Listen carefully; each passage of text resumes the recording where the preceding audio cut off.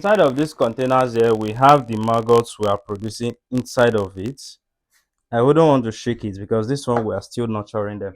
But let me show you the ones that are still in their ponds.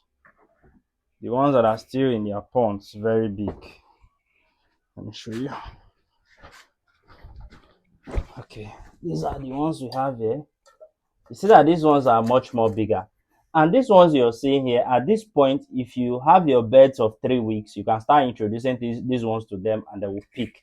If you have your jumbo juveniles, you can start introducing these ones to them, they will pick. Why for pig farmers, as you're winning your pigs, you can take everything like this together with this dark substance and then feed it to your pigs. This is a composition of the carbohydrates, the protein, and all of the amino acid they need. So maggot farming is that strategy that will be allowing farmers make better profits. Farms are no longer making profit, but with maggot production now, a lot of people will be making a better profit. So many of you are still procrastinating about owning a maggot farm, but you fail to realize that if you do not own a maggot farm, you have to no other choice than to depend solely on conventional feed. On this facility, I can tell you that if you want to rely solely on the use of this conventional feed, this one you're seeing here, in feeding our fish, you see that we'll not be making any profit. But here we feed our fish at almost a zero cost because we are replacing the use of maggots with conventional feed, with the total use of conventional feed. And this is something that we also want you to replicate. So if you know you have that capacity, do well to reach out to us. We'll integrate a commercial maggot farm for you,